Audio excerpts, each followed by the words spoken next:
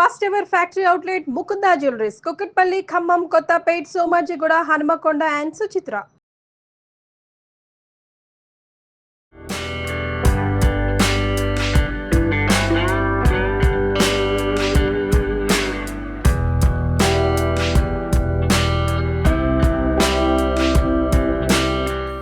నమస్కారం. మనం రకరకాల రోటి పచ్చళ్ళు చేసుకుంటున్నాం. ఈవేళ చుక్కకూర పచ్చడి చేసుకుందాం. ఆకుకూర పచ్చళ్ళు మంచి రుచిగా ఉంటాయండి. రెగ్యులర్గా మనం గోంగూర చేసుకుంటాం, అందరికీ గోంగూర తెలుసు. చుక్కకూర, పాలకూర, మెంతి కూర, బచ్చలి కూర, ఈ నాలుగిటిని కూడా మనం బ్రహ్మాండంగా పచ్చడి చేసుకోవచ్చు. బచ్చలి కూర మన దొడ్లో ఉంటే కోసుకొని చేసుకోండి, భలే బాగుంటుంది. మంచి ఐరన్ రిచ్ కూడా. చుక్కకూర పచ్చడి ఇంచుమించుగా గోంగూర పచ్చడి లాగానే ఉంటుంది. ముందు మనం బేసిక్ రూల్ ఒకటి చెప్పాలి. వెల్లుల్లిపాయలు కావాలంటే వేసుకోండి, అక్కర్లేకపోతే ధారాళంగా మానేయచ్చు, ఏం పర్వాలేదు. నేను వేయట్లేదు, మీరు కావాలంటే వేసుకోవచ్చు. చుక్కకూరని కొంచెం ఒలిచేసి, అంటే మరీ కాడలు ముదురుగా ఉంటే తీసేయండి. ఇట్లా ఆకులు మాత్రం తీసి పక్కన పెట్టుకుంటే ఎంతో అవదండి. ఎన్ని ఆకులు వేస్తే అంతే పచ్చడి అవుతుంది, తక్కువ అవుతుంది. కానీ ఎక్కువ అన్నం కలుస్తుంది, చిన్న పులుపు ఉంటుంది. కాబట్టి ఇందులో ఏ చింతపండు ఏమీ పెట్టాము. ఎండుమిర్చి బేస్ తోటి చేసుకుంటేనే పచ్చడి బాగుంటుంది. స్టవ్ వెలిగించి పెట్టాను. కొంచెం ఒక చిన్న స్పూన్ నూనె వేసుకుందాం. ఒక స్పూన్ నూనె వేసి ముందు తాలింపు వరకు తీసేద్దాము. ఈ పచ్చళ్ళు పిల్లలకి రుచి చూపించి నేర్పించాలి. దీన్ని ఈజీగా తినిపించే మెథడ్ ఏంటంటే, పచ్చళ్ళ పిల్లలు తినరండి అంటారు. ఏ ఆకుకూర పచ్చడైనా మీరు అన్నంలో కలిపేసి కొంచెం ఉల్లిపాయలు సన్నగా ముక్కలు తరిగి అన్నంలో కలిపేసేయండి. ఈ ఉల్లిపాయ రుచి వల్ల తింటారు. పైన మళ్ళీ ఫ్రెష్ తాలింపు, పల్లీలు, శనగపప్పు, మినపప్పు, ఆవాలు, జీలకర్ర వేసి తాలింపు పెట్టండి. కొత్తగా ఉంటుంది. మధ్య మధ్యలో పచ్చి ఉల్లిపాయ తగులుతూ ఉండేసరికి మంచి రుచిగా ఉంటుంది. క్యారెట్ కూర కూడా కలపచ్చు. తీరలా పిల్లలకి గోంగూర పచ్చడి అలవాటు చేయొచ్చు, ఆవకాయలు అలవాటు చేయొచ్చు. అంటే మరి చిన్నప్పుడు కాదు, కాస్త పెద్ద అయ్యాక చేస్తే ఎక్కువ రుచిగా ఉంటుంది. పచ్చళ్ళ రుచి తెలుస్తుంది, అన్నం కొంచెం ఎక్కువ తింటారు. దీన్ని మీరు కీన్వా లాంటి దాంట్లో కూడా, కొర్రల అన్నాల్లో కొర్రలు అవి వండుకుంటున్నాం కదా, ఇప్పుడంతా చిరుధాన్యాలు తింటున్నాం, వాటిల్లో కూడా కలిపేయటము. పైన మళ్ళీ పోపు, కాసిన పచ్చి ఉల్లిపాయ ముక్కలు అలాంటివి కనుక యాడ్ చేసామంటే కొత్తగా డిఫరెంట్గా ఉంటుంది. బాక్స్లోకి బ్రహ్మాండంగా ఉంటుంది. ఇది అంత చాలా పులుపు ఉండదండి. మరి మెంతులు మాత్రం వేయట్లేదు.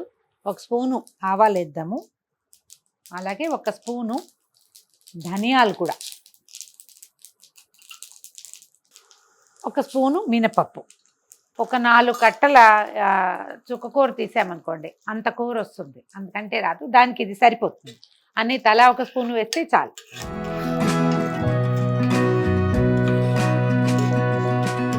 కొంచెం పోపు కాస్త రంగు మారాక ఒక 7-8, ఓ 10 దాకా ఎండుమిర్చి వేసుకుందాము.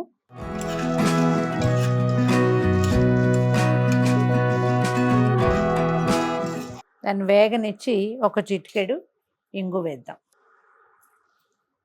మీరు ఇంగు వద్దు, వెల్లుల్లిపాయలు వేసుకుంటామంటే పోపులో వేసేసుకోవచ్చు. అదే ఇప్పుడు గోంగూరలో కొంతమంది వెల్లుల్లిపాయ వేసుకుంటారు, కొంతమంది వేసుకోరు కదా. ఎవరికి గోంగూరలో వెల్లుల్లిపాయ అలవాటు ఉందో వాళ్ళు ఇందులో కూడా వెల్లుల్లిపాయ వేసుకోవచ్చు. వేగిన పోపుని పక్కకు తీసి పెట్టుకుందాము.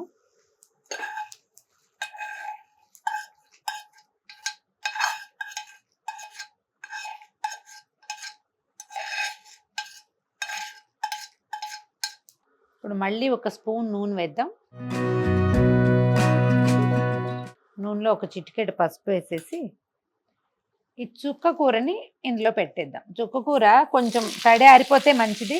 ఒక రవ్వ తడిగా ఉన్నా అంత ఇబ్బంది ఏం లేదు. గోంగూరని ఎట్లా మనం నూనెలో మగ్గబెడతామో అలాగే అన్నమాట. ఇది కూడా తొందరగా అయిపోతుంది.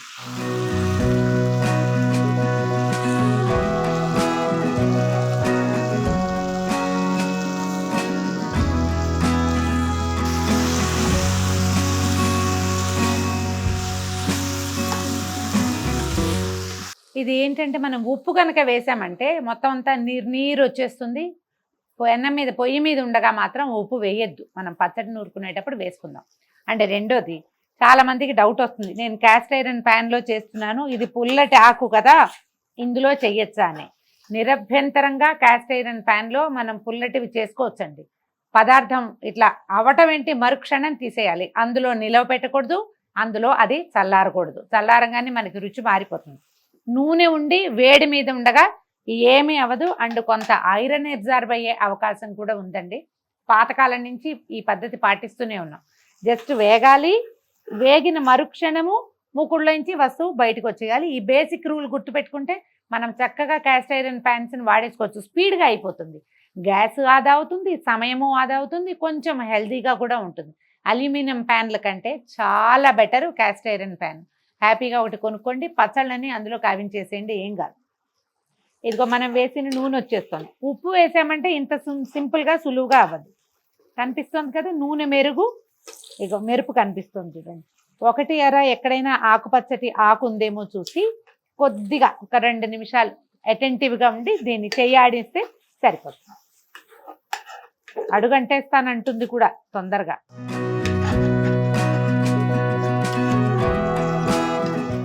వచ్చేస్తుంది. ఎప్పుడైతే నూనె వచ్చేసిందో ఇంకా ఆకులో తడి లేదని మనం ఇది పచ్చడి నూరుకోవడానికి సిద్ధంగా ఉన్నట్టే. స్టవ్ ఆపేస్తాను.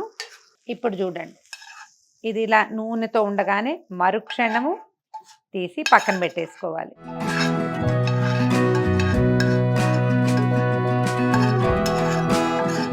మనం ఇత్తడి మూకుడ్లు వాడుకుంటున్నారు ఇవాళ రేపు చాలామంది. అది కూడా అంతే, మనకి పొయ్యి మీద నుంచి అది గిన్నెలోకి వచ్చేసేయాలి, అందులో మాత్రం నిలవ ఉండకూడదు. దీన్ని వదిలేద్దాము. ఇది చల్లారే లోపల మనం ఇందాక పోపు వేయించి పెట్టాం కదా, అది నూరేసుకుందాము.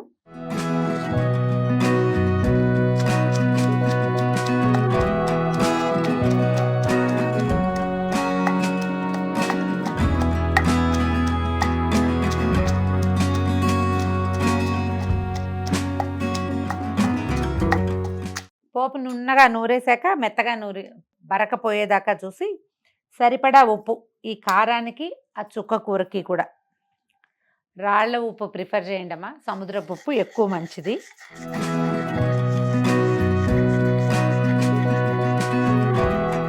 మనం చుక్క కూర వేసాక ఇంకా పెద్ద నూరడానికి ఏం ఉండదు, అందుకని ముందే ఇదంతా మెత్తగా చేసేసుకోవాలి. మనం మగ్గబెట్టి పక్కన పెట్టుకున్న చుక్క కూరని వేసేసేయండి.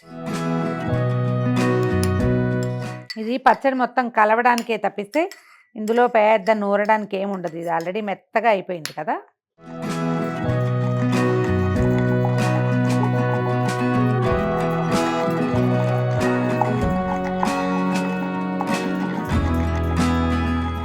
ఇందులో ఇంకా బెల్లం వేసేది, చింతపండు వేసేది ఏమీ లేదు. కొత్తిమీర, కరివేపాకు వేసేది, పైన తాలింపు పెట్టేది, నథింగ్ డూయింగ్. చక్కగా పళ్ళెల్లోకి వెళ్ళిపోవటమే. ఇది చూడ్డానికి కొంచెం గోంగూర పచ్చడి లాగానే కనపడుతుంది చూడండి.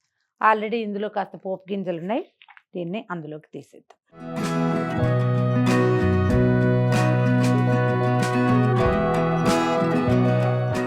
చక్కగా మంచి పప్పు నూనె వేసుకుని అన్నంలో కలుపుకొని తింటే ఎక్సలెంట్గా ఉంటుంది. పుల్లగా వేడివేడి అన్నం మీద మంచి చక్కటి పప్పు నూనె వేసి కలుపుకొని తింటే చుక్కకూర పచ్చడి ఎక్సలెంట్గా ఉంటుందండి. ఆకుకూరల వల్ల వచ్చే బెనిఫిట్స్ లభిస్తాయి. పచ్చడి రుచి, దాని సౌభాగ్యం దాందే కదా. ట్రై చేసి చూడండి. ఈ వీడియో కనుక మీకు నచ్చినట్లయితే లైక్ చేయండి, షేర్ చేయండి. మరిన్ని ఇంట్రెస్టింగ్ వీడియోల కోసం సుమన్ టీవీని సబ్స్క్రైబ్ చేసుకోండి.